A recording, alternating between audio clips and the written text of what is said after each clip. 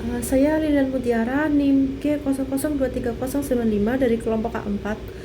Saya akan menjelaskan tentang sistem kardiorespirasi. Yang pertama, dari faring itu ada nasofaring. Letak dari nasofaring itu pada skelotopis VC1 sampai VC2 dan berfungsi sebagai respirasi. Di nasofaring ini ada beberapa bangunan khas, yaitu ada coana, ada opta, ada tonsilla pharyngea atau adenoid, ada torus tubarius, ada torus levatorius, dan ada recessus pharyngeus. Kemudian pada orofaring itu letaknya pada skeletopis VC2 sampai VC3. Nah, fungsinya sebagai proses pencernaan. Di orofaring ini ada isthmus faucicum, ada arcus falatoglossus, ada arcus falatopharyngeus, ada fossa tonsillaris, dan ada tonsilla palatina. Kemudian yang terakhir dari faring ini ada laryngofaring. Nah, letak skeletopisnya itu pada VC3 sampai VC5, dan di situ ada fossa piriformis dan adetus laringis. Kemudian vaskularisasi dari faring.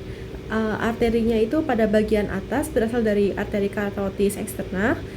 Itu ada arteri maxillaris,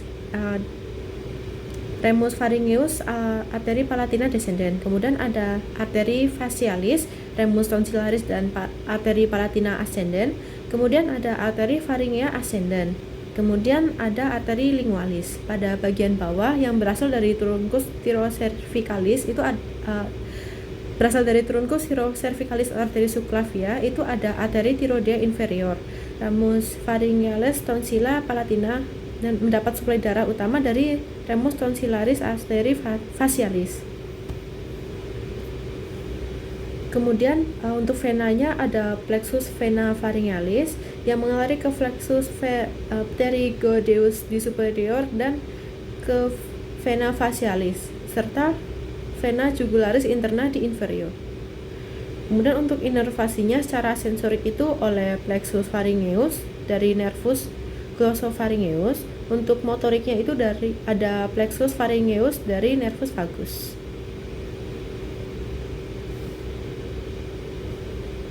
Kemudian masuk ke core atau jantung. Nah, untuk struktur eksternalnya, jadi di jantung itu ada facies. Fasiesnya itu facies sternocostales, facies diaphragmatica, dan facies pulmonalis. Kemudian ada yang namanya skeleton cordis yang berfungsi sebagai tempat melekatnya miokardium atau sebagai kerangka core, serta tempat perlekatan cuspis atau katup jantung, dan isolator impuls antara atrium dan ventricle. Skeleton cordis ini terdiri dari annulus fibrosus, trigonum fibrosum, dan pars membranaceae septum interventricular, pars membranaceae septum interventricular, interatrial, dan atrioventricular. Kemudian pada struktur internanya ada atrium dextra. Jadi kan ada atrium sama ventricle. Nah, di sini dijelaskan tentang atriumnya dulu. Untuk atrium dextra itu pada bagian halus itu bagian halusnya itu sinus venarum cavarum. Bagian kasarnya itu musculus pectinati auricula dextra. Untuk bagian halus dan kasar dipisahkan oleh crista terminalis dalam dan sulcus terminalis untuk bagian luarnya. Kemudian ada fossa ovalis dan limbus fossa ovalis, yaitu obliterasi foramen oval yang berada di septum interatrial. Kemudian ada ostium arteri vena dextra yang menghubungkan dengan ventriculus dexter.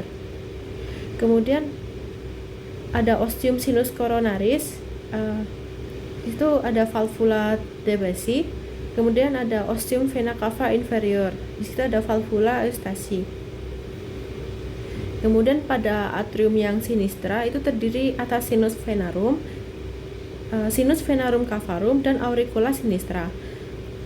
Pada ostium ave sinistrum itu menghubungkan dengan ventriculus sinistrum. Lalu pada fossa ovalis dan valvula ada fossa ovalis dan valvular foraminis ovale.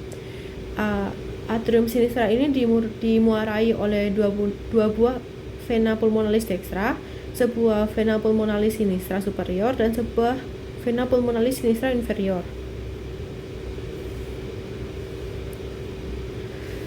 Kemudian untuk struktur internanya ada ventricle dextra yang terdiri dari satu ruangan kasar yang tersusun dari trabecula carna.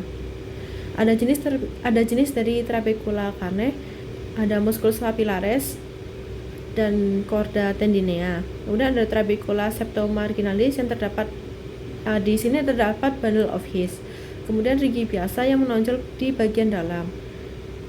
Di ventricle dextra juga ada ostium truncipulmonalis, itu menghubungkan dengan truncus pulmonalis. Kemudian ada ventricle sinistra, itu pembentuk apex cordis. Miokardio dari ventricle sinistra itu lebih tebal daripada yang lain. Kemudian ada vestibulum aortanya. Kemudian ada ostium aorta yang menghubungkan dengan aorta. Kemudian ada musculus papillaris dan chorda tendinea. Kemudian katup jantung. Katup jantung itu ada 4. Ada 2 katup atrioventricularis, yaitu katup di antara atrium dan ventricle, yaitu valva tricuspidalis atau atrioventricularis dexter, dan ada valva mitralis atau atrioventricularis sinister. Kemudian ada 2 katup semilunaris, yaitu katup antara ventricle dan arteri besar. Ada valva pulmonalis, itu antara ventricle dexter dengan truncus pulmonalis. Kemudian ada valva aorticus, yaitu antara ventricle sinister dengan aorta. Untuk mekanisme katupnya,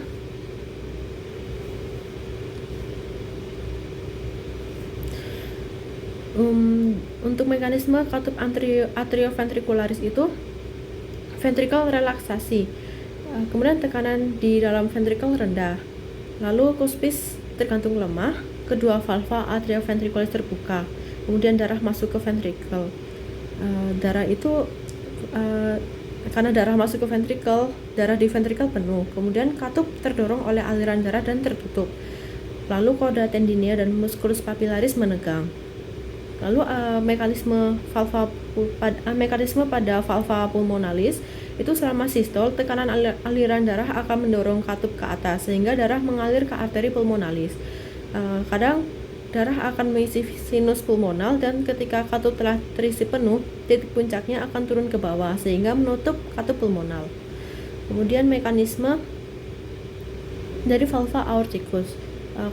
Katup aorta itu memiliki struktur yang unik, yaitu bukaan arteri koroner di dalam sinus aorta atau arteri koroner.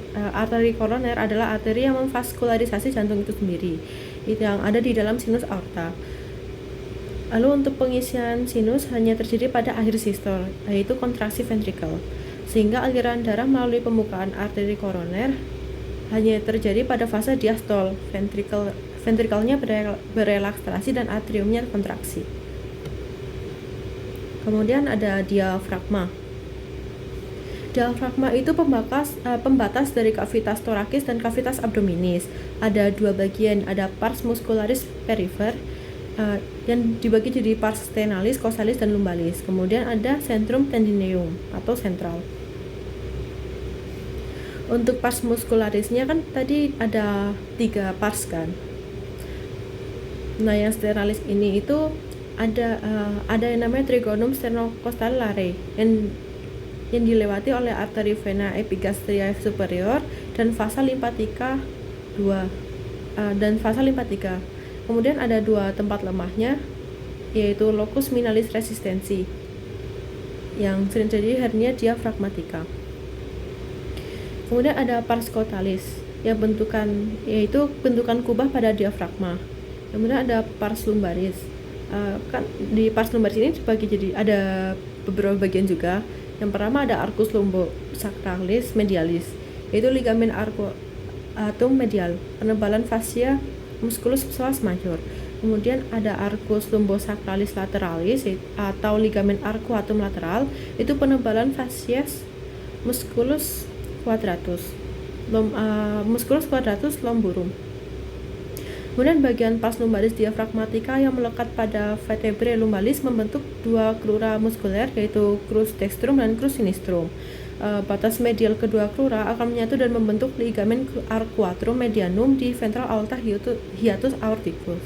Kemudian pars fragmatica yang melekat pada costa 11 dan costa 12 seringkali terpisah oleh pars lumbaris diafragmatica oleh celah sempit disebut trigonum lumbocostal Bohdalegi, yang juga merupakan locus minoris resistensi. Kemudian centrum tendineum. Di centrum tendineum ada hiatus aorticus setinggi VTH12 yang dilalui oleh aorta, ductus thoracic, vena azygos dan hemiazygos. Kemudian ada hiatus esophagus setinggi VTH10 dilalui oleh esophagus, nervus vagi, dan remus esophagi arteria gastrica sinistra.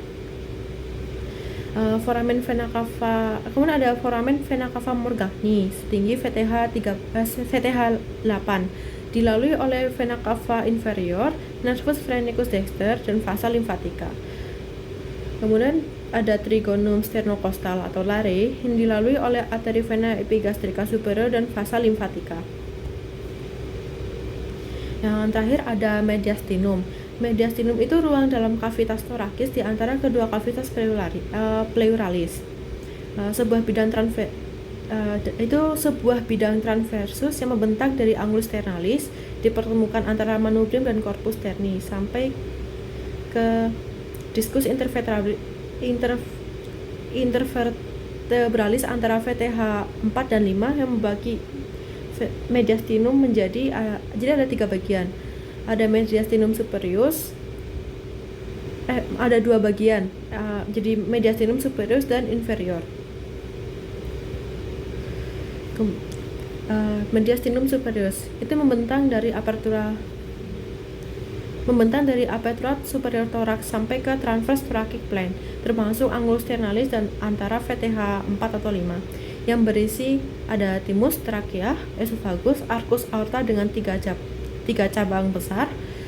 Ada vena brachiocephalis dextra dan sinistra, ada vena intercostalis superior sinistra, ada vena cava superior, ada nervus vagus, nervus laryngeus recurrens, ada nervus phrenici, ductus thoracicus, dan nervi kecil lainnya. Juga ada pembuluh-pembuluh darah dan pembuluh limfe. Kemudian mediastinum inferius. Nah, mediastinum inferius ini juga terbagi menjadi 3 bagian. Ada inferior anterior, inferior media, dan inferior posterior. Nah, yang inferior anterior ini letaknya di anterior perikardium, di posterior sternum dan musculus transversus thoracis. Isinya ada sisa thymus, nodi limfatiki, lemak, dan jaringan ikat longgar. Kemudian ada yang pada mediastinum inferior media itu letaknya di antara kavitas pleura dextra sinistra. Isinya ada cor, perikardium, nervus phrenicus. Terus ada pangkal aorta, arteri vena pulmonalis, dan vena cava serta bronki primari. Mediastinum inferior terakhir itu ada mediastinum inferior posterior, letaknya di posterior perikardium di antara pleura medialis. Isinya ada esophagus, aorta thoracica, vena azygos dan hemiazygos. Kemudian ada ductus thoracicus, nervus vagus, truncus symphaticus, dan nervus phrenicus. Nah, ini dapat dilihat untuk yang bagian warna merah itu adalah mediastinum superior.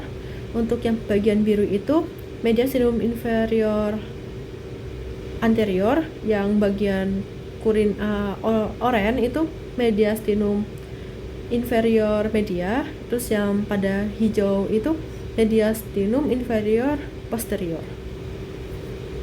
Baik, terima kasih.